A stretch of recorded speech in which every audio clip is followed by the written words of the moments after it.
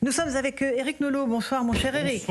Bonsoir à tous. Avec Alain Bauer qui nous fait le plaisir d'être là. Bonsoir mon cher Alain. Votre dernier livre, c'est Conspiration au Vatican, une mission de l'agence Mozart. Mais vous avez écrit beaucoup aussi sur l'Ukraine, l'agence Mozart, opération Zelensky. On va revenir sur la situation internationale avec notre cher Gauthier Lebret qui vient d'arriver. Bonsoir Laetitia Guinan, journaliste. Bonsoir Laurent. Éric Revel. Alain Bauer, la guerre en Ukraine peut-elle se résoudre là dans les prochaines heures? Il semblerait que les choses avancent assez vite. On va juste écouter Donald Trump qui estime qu'on n'a jamais été aussi proche d'un accord. Et je vous passe la parole ensuite. Cette guerre n'aurait jamais dû éclater, mais elle a éclaté. Et nous essayons de trouver une solution. C'était le problème de Biden. Nous essayons de parvenir à un accord. Et je pense que nous sommes plus près du but aujourd'hui. Et ils vous diront aussi qu'ils sont plus près du but aujourd'hui. Nous avons eu de nombreuses conversations avec le président russe Vladimir Poutine. Et je pense que nous sommes plus proches aujourd'hui que nous n'avons jamais été.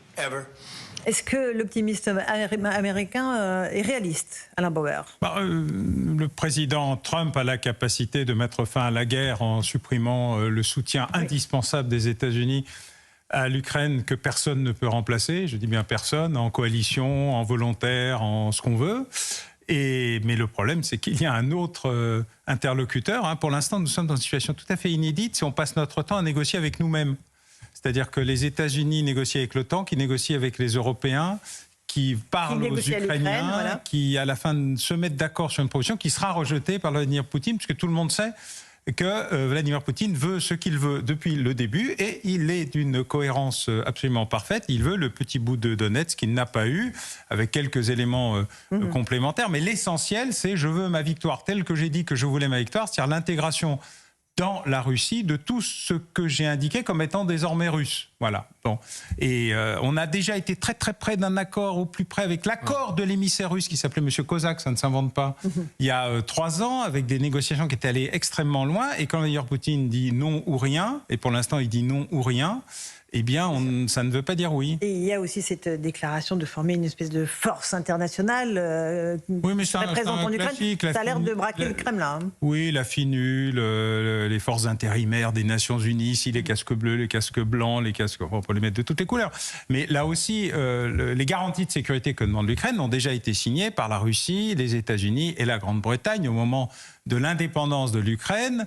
Et lorsque la Crimée a été réinvestie par les Russes, les Américains et les Anglais ont oublié les garanties qu'ils avaient données en signant ce qu'on appelait le mémorandum de Budapest. Alors, les Russes aussi, entendons-nous bien. Mais on ne s'attendait pas à ce que, par exemple, les Anglais, qui sont quand même qui étaient les plus vats en guerre, et qui ont été d'ailleurs à l'origine de la non-signature, des propositions d'Istanbul, qui ressemblent comme 2 gouttes d'eau aux 28 points de la proposition de Donald Trump, mais 3 ans de guerre en plus, avaient oublié les garanties qu'ils avaient données. Donc on est bien dans un espèce de faux semblant. Ça se négociera in fine entre Donald Trump et Vladimir Poutine. Ça a failli se faire à Anchorage, vraiment. Ça a failli se faire, mais le problème est le petit morceau, les 25% du territoire de Donetsk. Alors il faut savoir que la proposition qui a été faite de glaciation, de finlandisation, de neutralisation de Donetsk apparaissait comme acceptable, je dis bien acceptable, pas accepté, par Moscou, mais ne l'a jamais été formellement. On dit c'est une avancée, c'est un progrès, peut mieux faire. Mais rien de plus, hélas. Écoutons, et puis pensons aussi ce que ça peut impliquer aussi pour nous, tous nous autres Français. Écoutons Pierre de Villiers, ancien chef d'état-major des armées, qui était l'invité ce matin de Sonia Mabrouk dans la grande interview CNews Europe 1. L'intérêt de la France, c'est la paix en Ukraine. Face à la Russie. De tous, c'est la paix, non? Bien sûr qu'il y a un agresseur. La Russie a agressé l'Ukraine. Bien sûr qu'il fallait aider l'Ukraine pour éviter qu'elle ne s'effondre.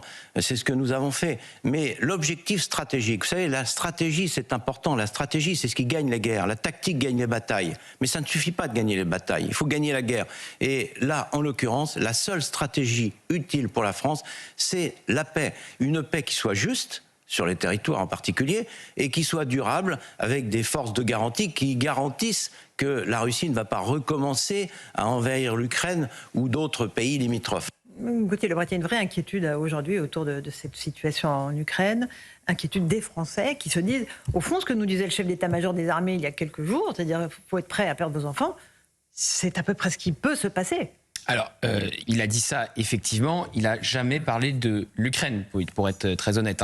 Il parlait si la Russie entrait dans un pays balte, ou pourquoi pas en Pologne, là, la France répliquerait et donc entrerait en guerre aux côtés des Alliés pour répliquer face aux Russes. Évidemment que cette phrase a fait peur, évidemment qu'il y a une stratégie comme cela, parce que ça s'est fait dans une longue séquence où ça commençait à Villacoublay avec les Rafales qu'on vendait soi-disant aux Ukrainiens alors qu'on n'a pas les moyens de les fournir aussi rapidement et que les Ukrainiens n'ont plus un centime pour les payer. Ensuite, il y a effectivement eu les propos du chef d'état-major qui ont créé de la panique chez les Français, c'est certain, même s'ils ne parlaient pas de l'Ukraine. Et enfin, je vous rappelle, il y a eu le kit de survie pour bien clôturer la semaine en cas de conflit armé ou d'épidémie, etc. Donc, évidemment que tout cela était une séquence avec la stratégie de la peur qu'on peut reprocher à l'Élysée. Ceci étant dit, c'est pas la première fois que Donald Trump dit qu'on est très proche d'un accord et qu'on n'a jamais été aussi proche d'un accord. C'était le cas quand il a reçu Vladimir Poutine en Alaska. C'était le cas quand il faisait la campagne pour être élu. Il devait régler le conflit en 15 jours.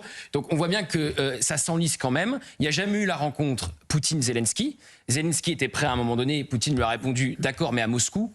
Donc on ne peut pas dire que les garanties de sécurité pour Volodymyr Zelensky étaient réunies si on lui propose une réunion à Moscou. Et puis il y a la volonté de la paix ou l'absence de volonté de la paix. C'est-à-dire que c'est certain que c'est Trump qui a imposé le narratif de la paix aux Européens qui n'en parlaient pas avant son retour à la Maison-Blanche. Enfin, je suis absolument pas certain que Vladimir Poutine souhaite la paix. Et évidemment, ensuite, il y a Volodymyr Zelensky qui veut pas concéder l'entièreté des territoires conquis par les Russes et qui est aussi enlisé dans son pays dans un grand scandale de corruption où il y a certains de ses plus proches qui ont dû démissionner parce qu'on les accuse d'avoir détourné l'aide internationale. Donc tout ça vous fait une photographie très compliquée, très complexe, et personne, à mon avis, peut s'engager en disant il y a la paix dans les 48 prochaines heures, les 2 semaines à venir, etc., ou avant Noël. Éric Revel, elle est à côté, la paix. Je me demande si le maillon faible de toute cette séquence-là, à son corps défendant, parce qu'il aura fait beaucoup de choses, c'est pas Zelensky lui-même. Parce qu'en réalité, à chaque fois, par exemple, que Trump rajoute une louche pour cet éventuel accord de paix, par exemple, je pense à la tenue d'élections, ce qui paraît quand même problématique dans un pays en guerre de tenir des élections, Zelensky dit pourquoi pas, on peut essayer. Alors on explique qu'en interne il n'est pas du tout populaire, que les sondages disent qu'il serait battu. Là il vient de demander une trêve de Noël à Poutine qu'il a refusé. Moi j'ai l'impression que Zelensky est plus, alors pour des raisons de corruption aussi à l'intérieur de son gouvernement, mais n'a jamais été aussi fragilisé. Et je me demande si c'est pas lui qui fera en fait les frais d'un accord de paix parce qu'il est fragilisé, parce que son gouvernement a été corrompu, parce qu'il accède à toutes les demandes en gros que lui mettent sur la table et Trump et Poutine lui refuse. Non mais je me demande si c'est pas en fait lui qui maintenant va être dans le, si j'ose dire, dans le viseur. Alain Bauer, qu'est-ce que vous en pensez, Alain Bauer? Historiquement, le général de Gaulle a gagné la guerre, perdu les élections. Winston Churchill a gagné la guerre, perdu les élections 2 fois de suite.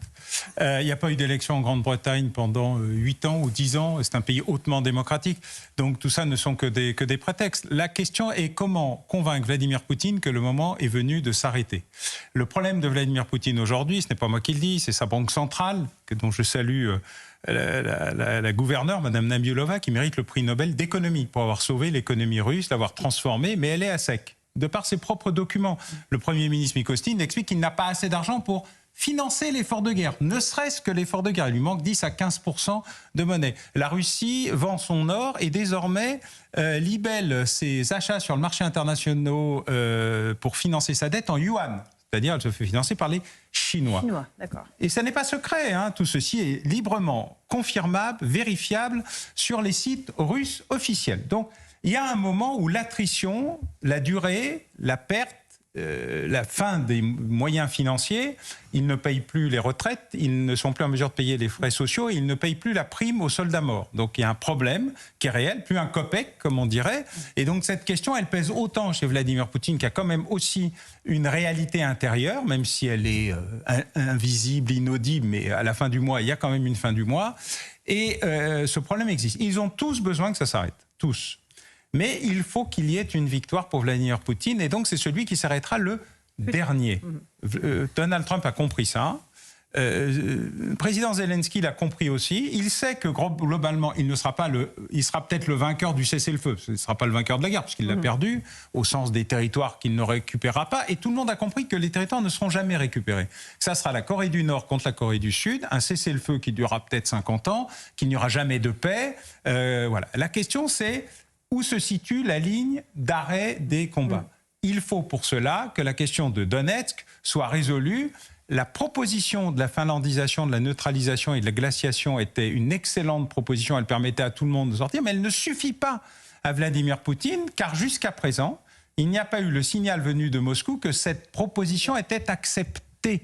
Ils ont juste dit qu'elle était discutable, ce qui est toujours mauvais signe, comme ceci vient d'être rappelé juste avant moi.